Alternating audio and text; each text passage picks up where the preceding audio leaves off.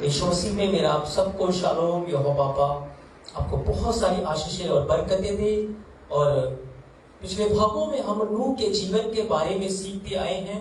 हमने सीखा था कि नूह का जो जन्म था कैसे अद्भुत था, क्योंकि नूह के जन्म के अंदर हम देखते हैं कि वो यहोवा की आत्मा के द्वारा था। हमने देखा था कि यीशु मसीह का जन्म भी कितना अद्भुत था, वो भी यहोवा की आत्मा के द्वारा था। और बाइबल ध्यान करती है कि हमारा जो जन्म है वो भी बहुत अद्भुत है, क्योंकि जब हम यूहन्ना 1:13 को पढ़ते हैं, लिखा है ना वो लहू से, ना वो मांस से, ना वो मनुष्य की इच्छा से उत्पन्न हुए, पर लिखा है वो जीते एलोहिम यहोवा से उत्पन्न हुए, वो परमेश्वर से उत्पन्न हुए हैं। हमारा जन्म किसी आदमी या औरत के मेल मिलाप से नहीं, पर आत्मिक जो जन्म है वो सेनाओं के यहोवा की ओर से है, वो यीशु मसीह की ओर से है मेरे प्रियो। इसीलिए बाइबल बयान करती है कि जब तक कोई नए सिरे से न जन्म ले ले, जब तक कोई जल और आत्मा से न जन्म ले ले, वो यहोवा के राज्य को देख नहीं सकता।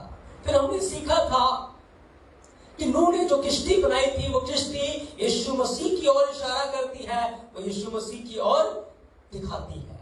और आज के भाग में हम सीखेंगे कि नूह ने जो किश्ती बनाई थी,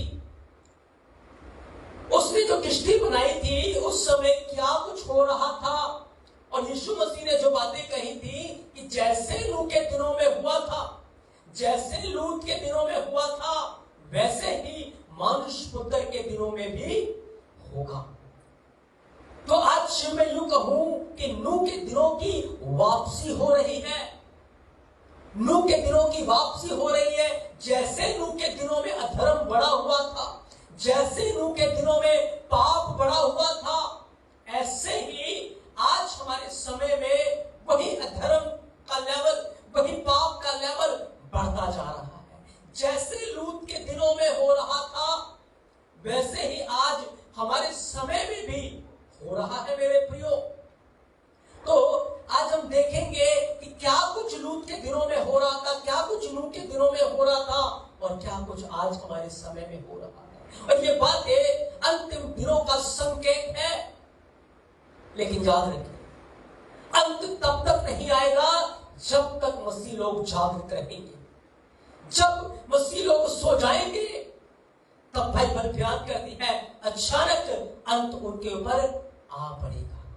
जब तक आप जागते रहेंगे, जब तक आप सावधान रहेंगे, याद रखें, चोर चोरी करने नहीं पाएगा। अगर कोई व्यक्ति जागता रहे, अपने घर की रखवाली करता रहे, क्या चोर आ सकता है? क्या डकैत आ सकता है? नहीं आ सकता। लेकिन यदि आप सो जाएंगे, ईमान में निर्बल हो जाएंगे, विश्वास में निर्बल हो जाएंगे, तो याद रखें चोर भी आएंगे, डकैत भी आएंगे। Hallelujah, hallelujah. तो मैं चाहता हूं इब्रानियों 11:7 को हम पढ़ेंगे, और कैसे आज नूह के दिनों की वापसी हो रही है, और कैसे आज कलीसिया को आत्मिक जागृति की एक बहुत ज्यादा जरूरत है। इब्रानियों 11:7 विश्वास ही से नूह ने उन बातों के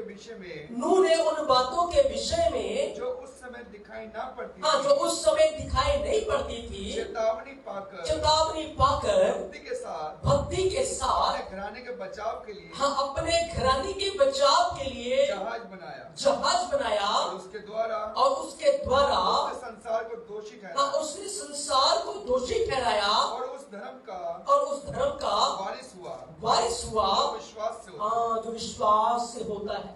मेरे प्रियो, नूह के दिनों के अंदर जब अधर्म बढ़ा हुआ था, जब पाप बढ़ा हुआ था, जब हर कोई पाप में जीवन बिता रहा था, हर कोई अधर्म में जीवन बिता रहा था, हर कोई गुनाह में जीवन बिता रहा था, तो सिर्फ एक परिवार था जो जागृत था।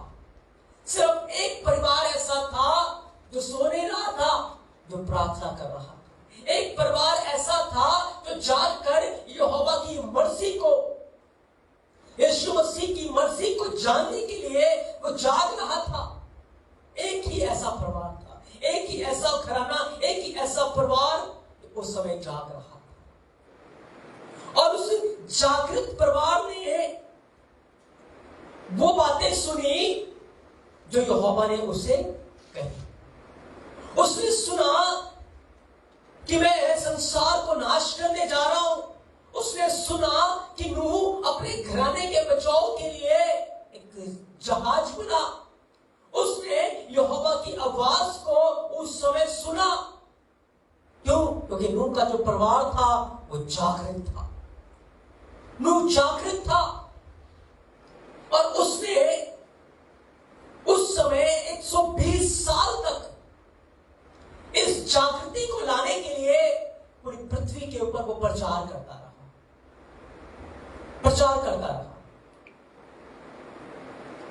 लेकिन किसी ने भी उस समय नूह की बात को नहीं सुना। किसी ने भी नूह की बात के ऊपर मन नहीं लगाया। और बाइबल बयान करती है कि नूह ने यहोवा की आवाज को सुना और उसकी आज्ञा का पालन करके उस धार्मिकता का वारिस हो गया। जब पूरी पृथ्वी के ऊपर त्राही त्राही मची हुई थी, पूरी पृथ्वी के ऊपर एक बड़ा अंधकार था, तब नूह और उसका परिवार सुरक्षित था मेरे प्रियो। क्योंकि नूह जहाज के अंदर है और सारी दुनिया नाश के गड्ढे में पड़ी हुई है।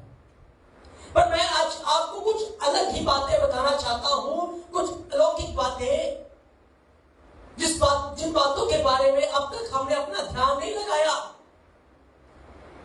जिन बातों के विषय में अब तक हमने सोचा ही नहीं। क्योंकि आज से थोड़े समय पहले मैं भी इन बातों को सोचता था, मैं भी इन बातों के ऊपर जानता था कि सच में आज अगर बुराई बढ़ रही है, यीशु मसीह का आना बहुत निकट है। अगर ये अधर्म बढ़ रहा है तो इसके बारे में बाइबल में लिखा है कि ऐसा होगा। और मैं इसे यहोवा की मर्जी को समझ के एक्सेप्ट करता था। लेकिन जब यीशु मसीह ने इन वचनों का प्रकाशन मेरे जीवन के ऊपर खोला, जब उसने मुझे बताया कि इंसान गुनाह में नाश हो जाए, ये मेरी मर्जी नहीं है, ये मेरी इच्छा नहीं है कि पृथ्वी के ऊपर पाप बढ़े, ये मेरी मर्जी नहीं है कि पृथ्वी के ऊपर बुराई बढ़े, ये उसकी इच्छा नहीं है। वो नहीं चाहता था कि पृथ्वी के ऊपर जल प्रदो आए। वो नहीं चाहता था कि पृथ्वी के लोग नाश हो जाए। क्योंकि जब उसने मूसा से भेंट की, जब उसने मूसा से मुलाकात की, तो मूसा को सबसे पहले एक बात कहा कि मैं दयालु एलोहिम हूं। उसने मूसा को बताया, मूसा मैं दया से भरा हूं। उसने कहा यहोवा यहोवा दयालु एलोहिम, दया करने वाला। क्योंकि वो नाश करके प्रसन्न नहीं होता, वो न्याय करके प्रसन्न नहीं होता, वो दुख देकर प्रसन्न नहीं होता, वो पीड़ा देकर खुश नहीं होता, पर वो दया करके प्रसन्न होता है, वो माफ करके प्रसन्न होता है, वो क्षमा करके प्रसन्न होता है। इसलिए उसने नूह को चुना कि नूह 120 साल तक तुझे प्रचार करना है। छोटा समय नहीं है, बहुत लंबा समय। 120 साल का समय नूह को दिया गया कि नूह तुझे प्रचार करना होगा, तुझे इस पृथ्वी को बताना होगा, एक चेतावनी देनी होगी। क्या जाने पृथ्वी के लोग पश्चाताप कर ले, अपने बुरे कामों से मन फिरा ले, और मैं इस पृथ्वी को जल प्रदों से नाश ना करूं। क्योंकि उसकी मर्जी नहीं थी कि वो जल प्रदों को भेजे, उसकी मर्जी नहीं थी कि वो विनाश को भेजे।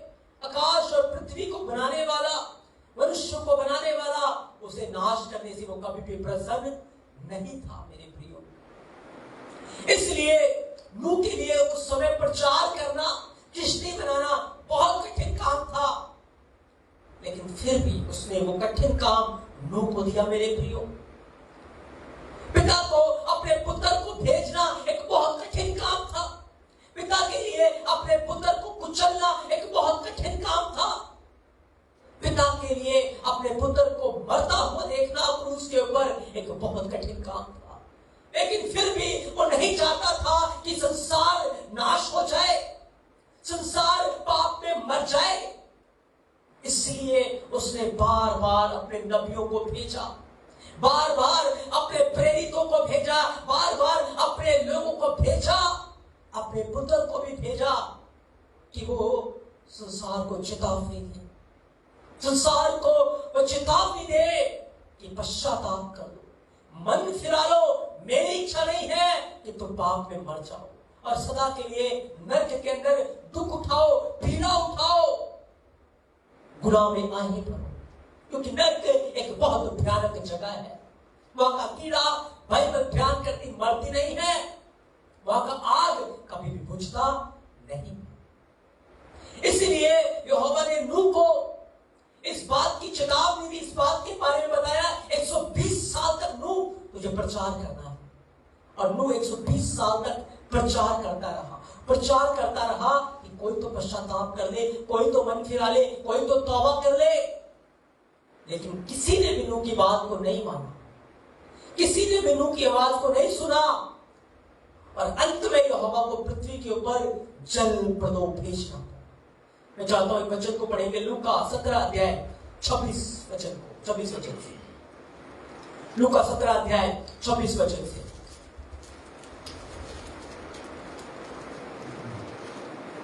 जैसे नूह के दिनों में हुआ, यीशु मसीह ने कहा जैसा नूह के दिनों में हुआ था वैसे ही मनुष्य के पुत्र के दिनों में भी होगा। हाँ, जिस दिन तक नूह जहाज पर न चढ़ा था, उस दिन तक लोग खाते पीते थे और उनमें विवाह होते थे, उनमें विवाह शादियां होती थी। तब जल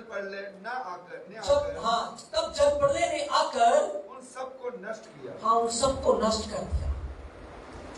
क्या खाना पीना गलत बात है? क्या ब्याह शादी करनी गलत बात है? क्या गलत बात है? क्या इतनी सी बात पर यहोवा उन्हें नाश कर देगा? नहीं मेरे प्रिय, पर उनका जो खाना पीना था वो सही नहीं था, उनकी जो ब्याह शादियां थी वो सही नहीं थी। उनका जो खाना पीना था वो सही, वो इंसान को मारकर इंसान खाता था, क्योंकि उस समय पृथ्वी के ऊपर दानव रहा करते थे। उनकी हाइट जो है वो 300 हाथ होती थी, 300 हाथ लंबे।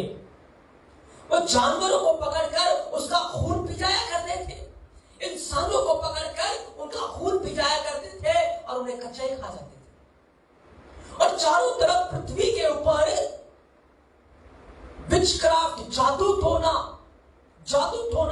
टोना था। दानव थे और वो एक दूसरे का खून इस कदर बहाते थे कि उनकी चिल्लाहट जो है वो यहोवा के कानों तक पहुंच गई। ऐसा वो खाते पीते थे। इस प्रकार का माहौल नूह के समय में था मेरे प्रियो। उनकी जो ब्याह शादियां थी वो जानवरों के साथ ब्याह शादियां कर रहे थे। उनकी जो ब्याह शादियां थी, स्वर्गदूतों ने औरतों के साथ ब्याह शादियां की और दानवों को उत्पन्न कर दिया था। दुष्ट आत्माओं के साथ, दानवों के साथ उनका रिलेशन था। समुद्र की मछलियों के साथ उनका रिलेशन था, जानवरों के साथ उनका रिलेशन था। और उन्होंने यहोवा के डीएनए को बिल्कुल बिगाड़ के रख दिया था मेरे प्रियो। आज भी यदि आप डिस्कवरी को देखते हैं, कई बार आपने देखा होगा आधा इंसान और आधा जानवर, आधी मछली और आधा इंसान, ऐसे प्राणियों को आपने डिस्कवरी के ऊपर देखा होगा। ये नूह के समय की देन है। नूह के समय में ऐसे प्राणी पाए जाते थे, क्योंकि स्वर्गदूत जो गिराए गए थे उन्होंने पूरी पृथ्वी को करप्ट कर दिया था।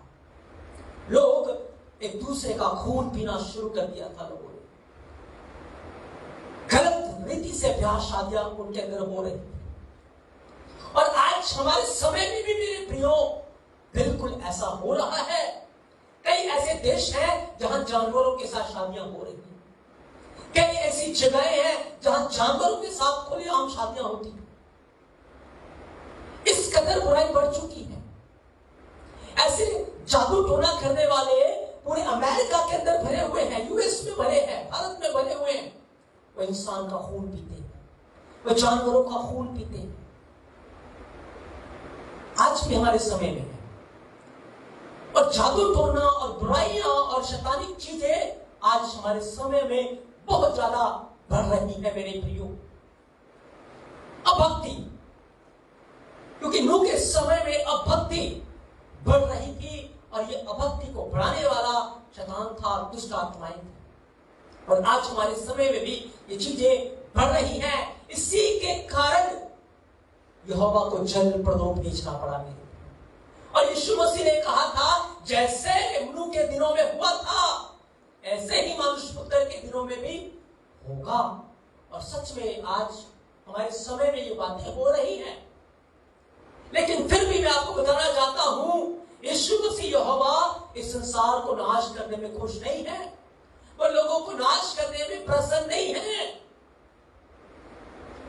वो खुश नहीं। आगे यीशु मसीह ने एक बात और कही, जैसे लूत के दिनों में हुआ था वैसे ही मनुष्य पुत्र के दिनों में भी होगा। लूत के दिनों में क्या हुआ था? लूत के दिनों में औरत के साथ शादी कर रही थी, मर्द के साथ शादी कर रहा था। अगर बाइबल में देखें, जब दो स्वर्गदूत वहां पहुंचे लूत के घर में, पूरा नगर इकट्ठा हो गया उन स्वर्गदूतों के साथ भी भोग विलास करने के लिए। ऐसी बुराई उस समय फैली हुई।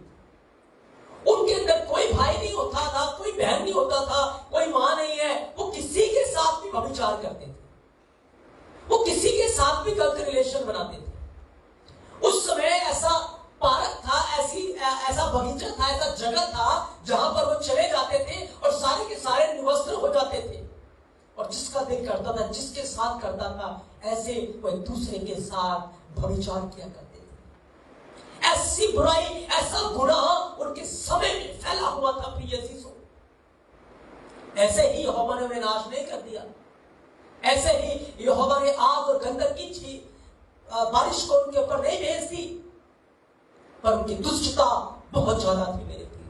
परदेशियों को तो वो देख नहीं पाते थे, न वो परदेशी को खाना देते थे, न पानी देते थे, उन्हें भूखा मरना पड़ता था। और आज हमारे समय में वो लूत के दिन वापस आ रहे हैं मेरे प्रियो। आज भी देखें, औरत के साथ शादी कर रही है, मर्द के साथ शादी कर रहा है, और सरकारें इसको लीगल घोषित कर रही है। ऐसी बुराई हमारे समय में बढ़ रही है, रिश्तों की अहमियत खत्म होती जा रही है, व्यभिचार का लेवल बढ़ता जा रहा है। और आज हमारे समय भी ऐसे ऐसे बगीचे हैं, ऐसी ऐसी जगहें हैं जहां खुलेआम व्यभिचार होता है। पाप का लेवल क्या हो रहा है? बढ़ता जा रहा है। और यहोवा को ना चाहते हुए भी जल प्रदोप भेजना पड़ा, ना चाहते हुए भी उसे स्वर्ग से आग भेजनी पड़ी। क्यों? क्योंकि कोई प्रार्थना करने वाला नहीं था, कोई जागृत नहीं था, कोई आंसू बहाने वाला नहीं था, कोई रोने वाला नहीं था। लोग उस समय पाप में सो रहे थे, गुनाह में सो रहे थे। तभी उनके ऊपर यह भयानक विपत्ति आ गई मेरे प्रिय। और बिल्कुल वो समय लौट रहा है, लूत का जैसे समय था, लूत का जैसे समय था, आज वो समय लौट रहा है। लेकिन यहोवा नाश करने से प्रसन्न नहीं है मेरे प्रिय। यीशु मसीह नाश करने से प्रसन्न नहीं है। याद रखें एक बात को, उस समय जब पूरी दुनिया नाश हो रही थी, सिर्फ नूह का जहाज था। जब सदोम और गमोरा नाश हो रहे थे, तब कुछ भी नहीं था।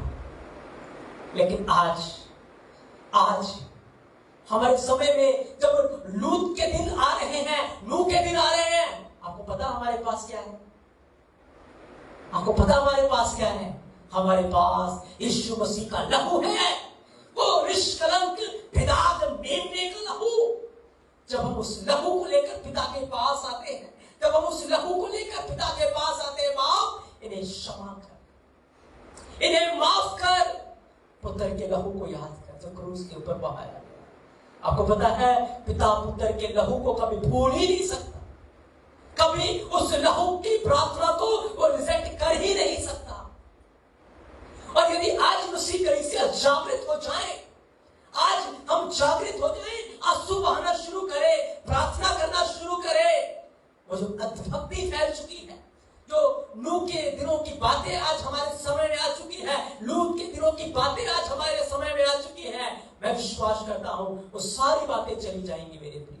वो सारे अधर्म और बुराई खत्म होना शुरू हो जाएंगे कि हमारे पास मेमने का लहू है, हमारे पास यीशु मसीह का लहू है, जिसके बारे में बाइबल बयान करती है और उन्हें मेमने के लहू के द्वारा जय प्राप्त की है। Hallelujah, hallelujah. उनके पास तो नहीं था, उस समय तो नहीं था, लेकिन आज क्योंकि यहोवा नहीं चाहता, यीशु मसीह नहीं चाहता कि संसार नाश हो जाए, क्योंकि उसने संसार को मोहब्बत की है, संसार को उसने प्यार किया है।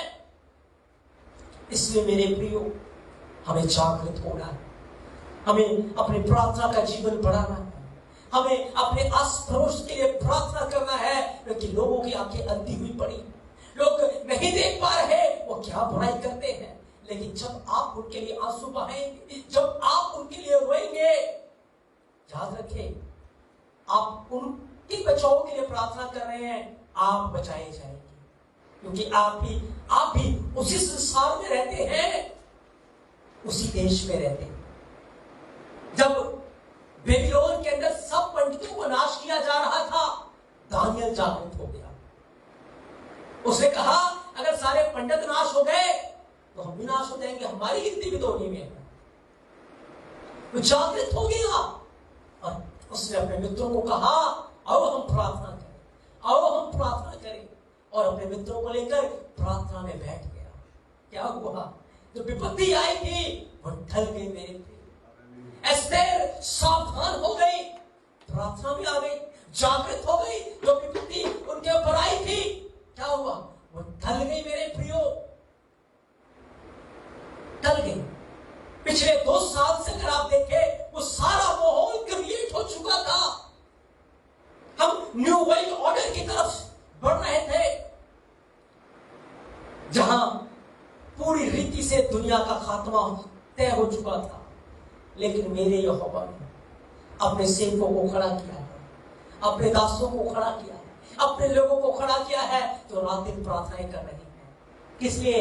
आत्मिक रिवाइवल के लिए, आत्मिक बिदाई के लिए वो प्रार्थना कर रहे हैं। उसने अपने सेवकों को उभारा है, अपने लोगों को उभारा है, अपने लोगों को कायल किया है कि वो प्रार्थना करें। और इस समय पूरी दुनिया के अंदर एक रिवाइवल की शुरुआत हो रही है मेरे भाई। और इस रिवाइवल में हम सबको शामिल होना है, हम सबको आंसू बहाना है, हम सबको प्रार्थना करना है, ताकि बुराई इस दुनिया से जाए, बुराई हमारे देश से जाए, सारा अधर्म हमारे देश से जाए और हमारा देश प्रार्थना करने वाला देश हो जाए,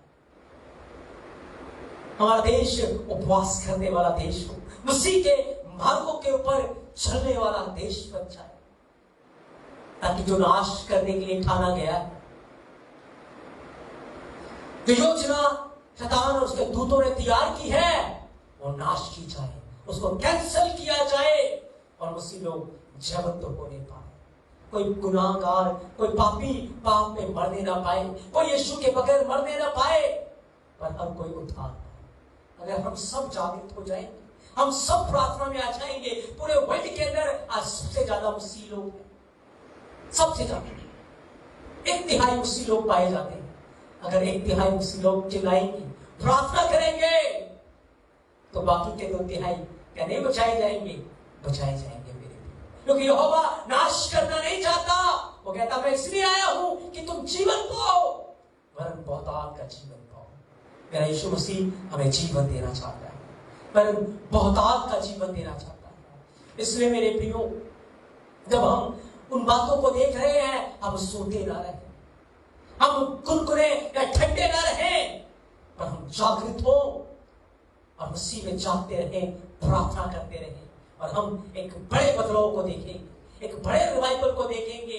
जैसे उस समय का संसार जल प्रलय से नाश हो गया, जैसे उस समय एक आग की बारिश ने आकर सब कुछ तबाह कर दिया, हमारे समय में ऐसा नहीं होगा। और यीशु मसीह की दया हम सबको बचाने पाएगी, हमारे देश को बचाने पाएगी, इस दुनिया को वो बचाने पाएगी मेरे प्रियो। मसीह का लहू बहना व्यर्थ नहीं होगा, क्योंकि उसका लहू यहोवा का लहू है। वो लहू इस पूरी दुनिया को बचाने के लिए सामर्थ्य है मेरे प्रियो।